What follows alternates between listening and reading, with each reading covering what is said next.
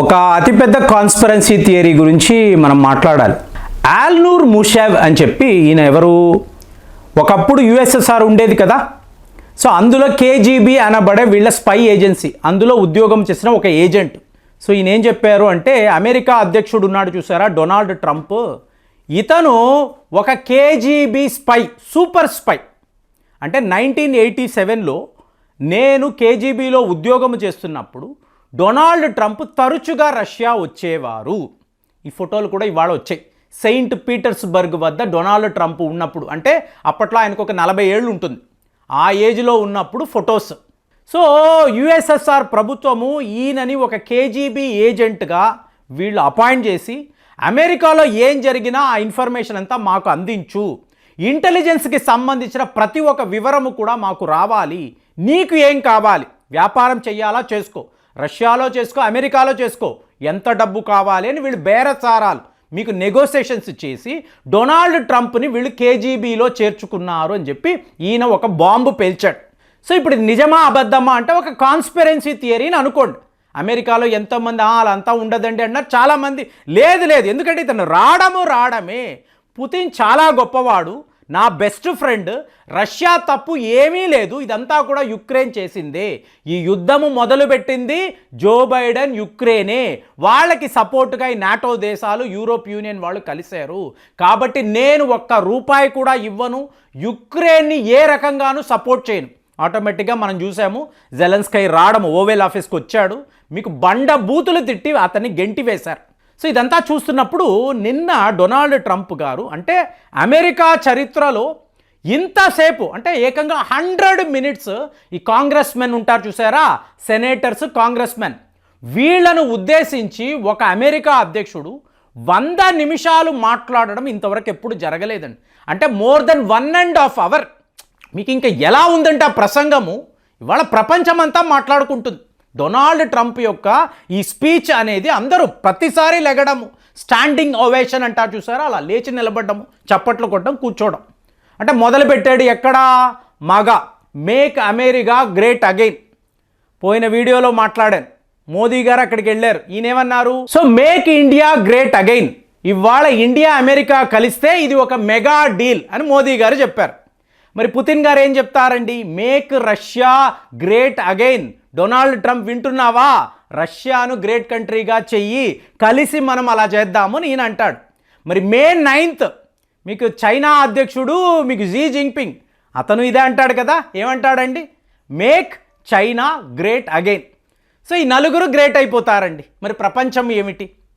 కానీ Donald Trump ఇక్కడ ఏం చెప్తున్నారు అంటే, ఇంతవరకు వచ్చిన ప్రెసిడెంట్లు, అంటే మీరు స్టార్ట్ చేశారు అనుకోండి, మీకు బారక్ ఒబామా, తరువాత మళ్ళీ జో బైడెన్, వీళ్ళందరినీ కలుపుకొని అమెరికా యొక్క ఆస్తులను, మన డబ్బుని ఇష్టానుసారం పంచిపెట్టారు. అంటే ఆఫ్రికాలో ఒక దేశం అండి, ఆ పేరు కూడా మేము ఎవరు వినింది లేదు, నేను వినలేదు, ఈలాన్ మస్క్ వినలేదు, వివేక్ రామస్వామి, అలాగే మీకు జేడి వెన్స్ ఎవ్వరు వినలేదు. ఆ దేశానికి కూడా వీళ్ళు 8 మిలియన్ అమెరికన్ డాలర్స్ పంచారు. అంటే ఇది ఎవరి డబ్బు అండి, మా అమెరికన్స్ది, ట్యాక్స్ పేయర్స్ డబ్బు. వీళ్ళు ఒక్కొక్కరు ఇంత కష్టపడి సంపాదిస్తూ ఉంటే, ట్యాక్సులు కడుతూ ఉంటే, నీ ఇష్టానుసారం ఇలా డబ్బుని పంచి పెట్టడం ఎవరు నీకు అధికారం ఇచ్చారు? కాబట్టే కదా డాజ్ పెట్టాము. సో ఇవాళ ఈలాన్ మస్క్ మొత్తం చిట్టా విప్పుతున్నాడు, ఎక్కడెక్కడ ఎంతెంత వేస్ట్ చేశాము, అసలు ఎందుకు వాళ్ళకి ఇచ్చాము, మొత్తం ఇన్వెస్టిగేషన్ స్టార్ట్ అవుతుంది.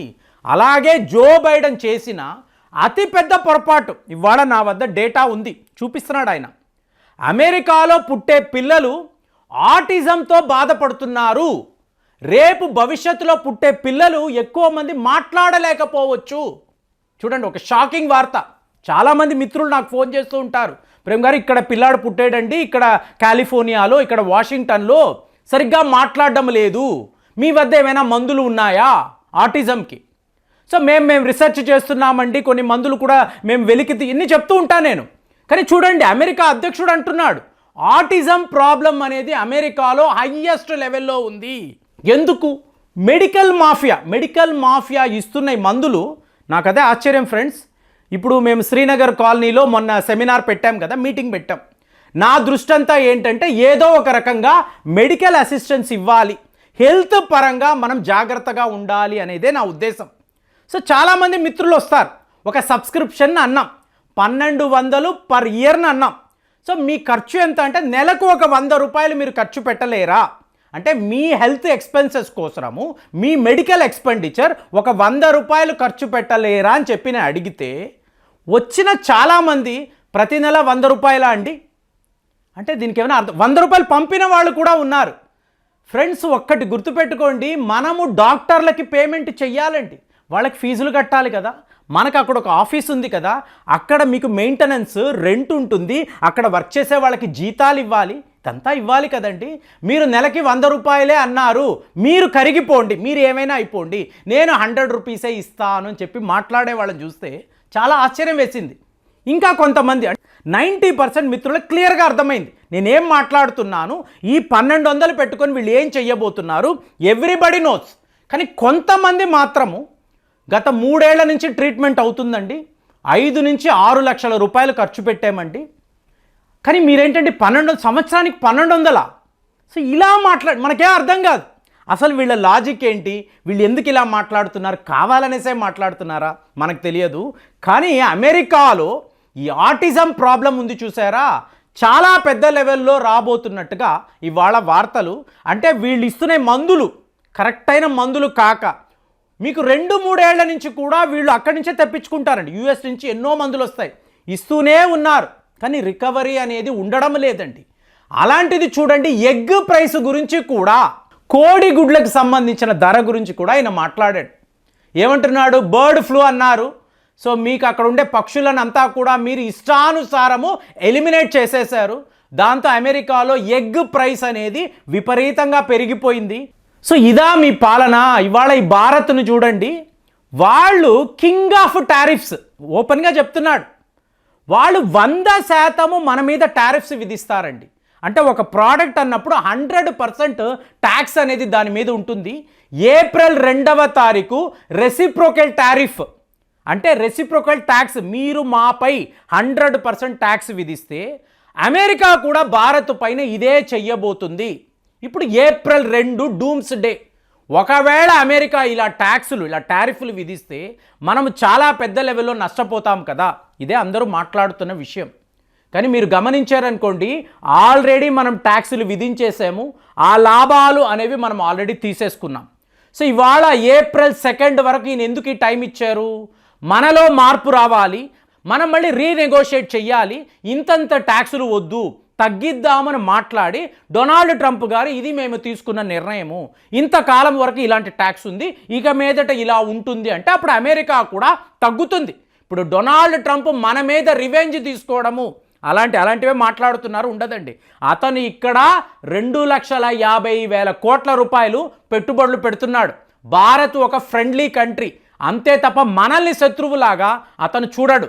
అదే చైనా, మెక్సికో, కెనడా అన్నారు అనుకోండి, ఆల్రెడీ నేను ఏమి చెప్పానో అదే మీపై చేస్తాను, 25% టారిఫ్ అనేది ఉంటుంది. ఎందుకు, మీ వల్ల అమెరికాకు తీవ్ర స్థాయిలో నష్టము అనేది జరిగింది, మిమ్మల్ని అయితే విడిచిపెట్టని. 100 మినిట్స్లో ఇన్ని విషయాలు, ఒక అమెరికా అధ్యక్షుడు ఇన్ని విషయాలు మాట్లాడడము ఫర్ ద ఫస్ట్ టైం అక్కడ ఉన్నవాళ్ళు విన్నారు, ఆశ్చర్యపోయారు. ప్రపంచమంతా కూడా ఇవాళ షాక్లో ఉంది. ఒక కోడిగుడ్డు గురించి, ఒక ఆటిజం గురించి, భారత్ గురించి, చైనా గురించి ఇంత వివరంగా ఈయన ఎలా మాట్లాడుతున్నాడని చెప్పి అందరూ కూడా షాక్కు గురవుతున్నారు. మరి డొనాల్డ్ ట్రంప్ గారు మాట్లాడిన 100 మినిట్స్, ఇందులో భారత్ ప్రస్తావన, ఇదంతా చూసినప్పుడు మీకేమనిపిస్తుంది కామెంట్స్లో తెలియజేయండి. మళ్ళీ వచ్చే వీడియోలో కలుద్దాం. జై హింద్.